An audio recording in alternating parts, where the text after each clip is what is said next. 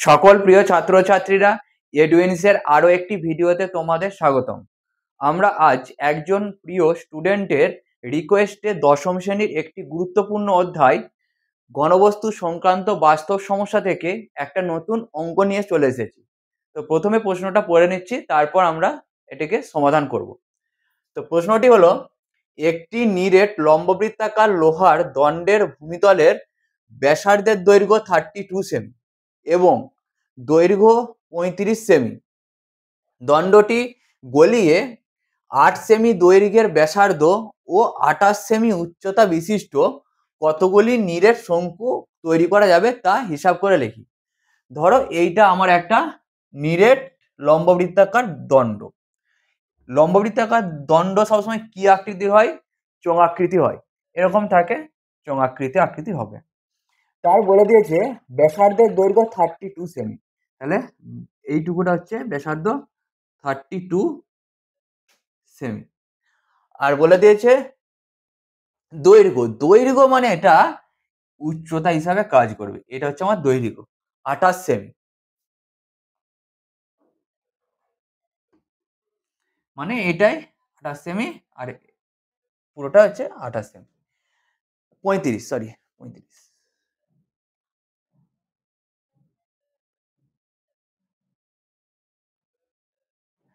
দেখো, আর বলেছে এটাকে গলিয়ে এরকম অনেকগুলো শঙ্কু আকৃতি শেপ পাবো, শঙ্কু আকৃতি পাবো।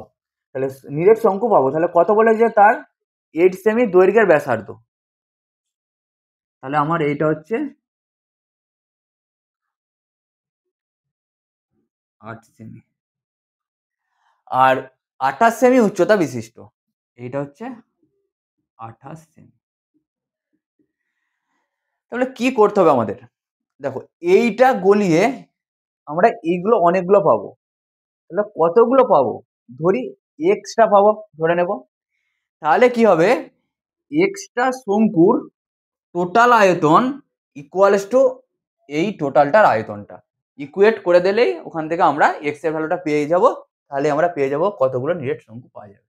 তাহলে উত্তরটা স্টার্ট করলাম।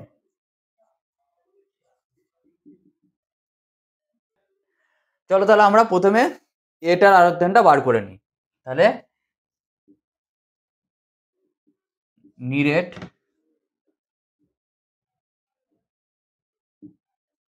লম্ববৃত্তাকার লোহার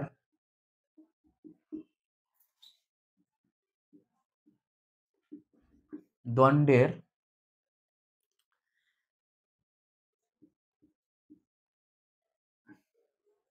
ভূমিতলের ব্যাসার্ধ ইকুয়ালস টু কত দেওয়া আছে? 32 সেমি। দেখো, দৈর্ঘ্য মানেই উচ্চতা, মানে এই লেন্থটা। দৈর্ঘ্য কত?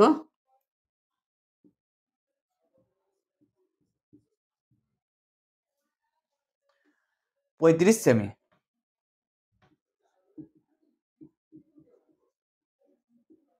তাহলে লম্ববৃত্তাকার লোহার দণ্ডের ব্যাসার্ধ লিখে নিলাম, দৈর্ঘ্য লিখে নিলাম। এরপর তাহলে আমরা কি করব? আয়তনটা বার করে নেব।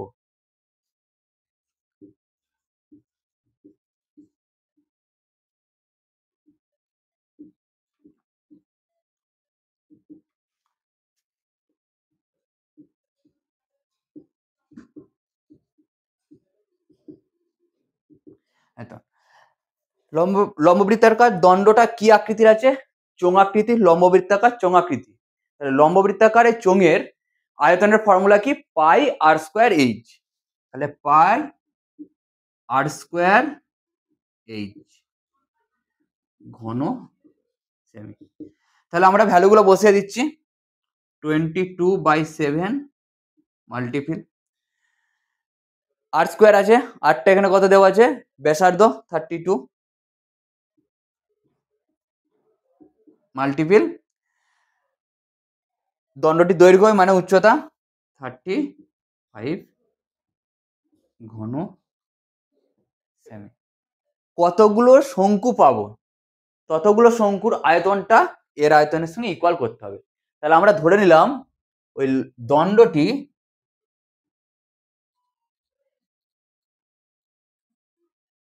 লম্ববৃত্তাকার লোহার দণ্ডটি গলিয়ে মোট এক্সটি, তাহলে ধরি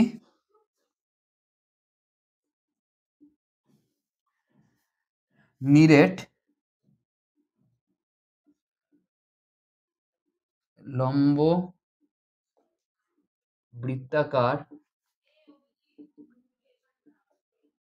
দণ্ডটি গলিয়ে মোট এক্সটি নিরেট শঙ্কু তৈরি করা যাবে। তাহলে আমরা প্রতিটি শঙ্কুর যে ডেটাগুলো দেওয়া আছে, এই 8 সেমি দৈর্ঘ্যের ব্যাসার্ধ, 8 সেমি উচ্চতা বিশিষ্ট একটু লিখে নেব, দিয়ে আমরা টোটাল এক্সটি নিরেট শঙ্কুর আয়তনটা বার করে নেব। তোমরা একটু দেখে নাও।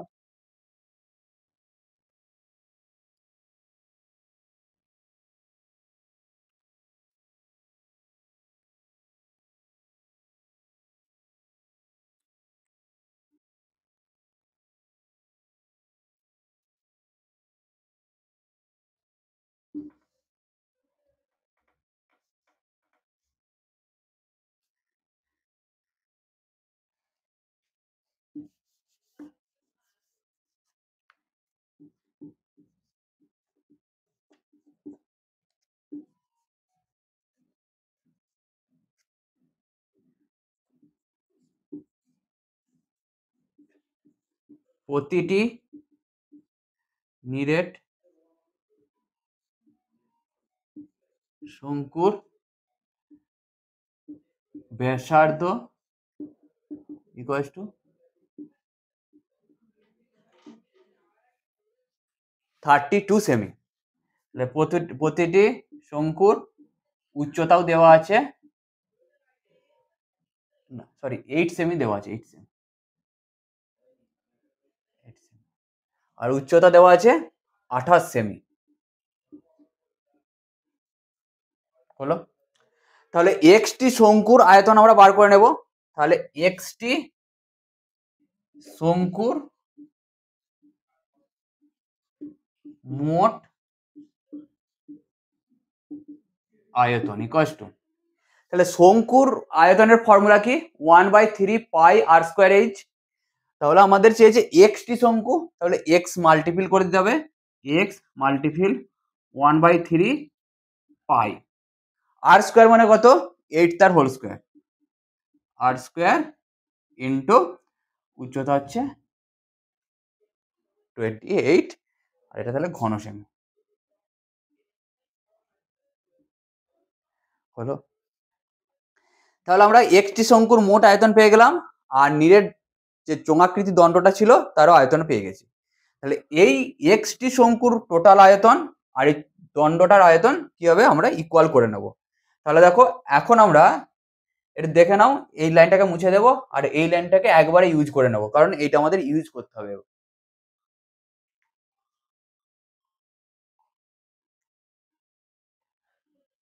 দেখো এই লাইনটা মুছে দিলাম,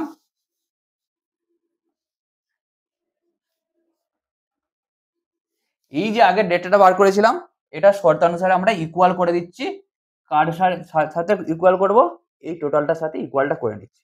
তাহলে দেখো শর্তানুসারে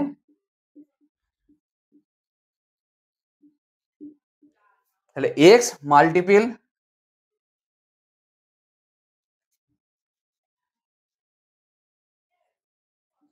1/3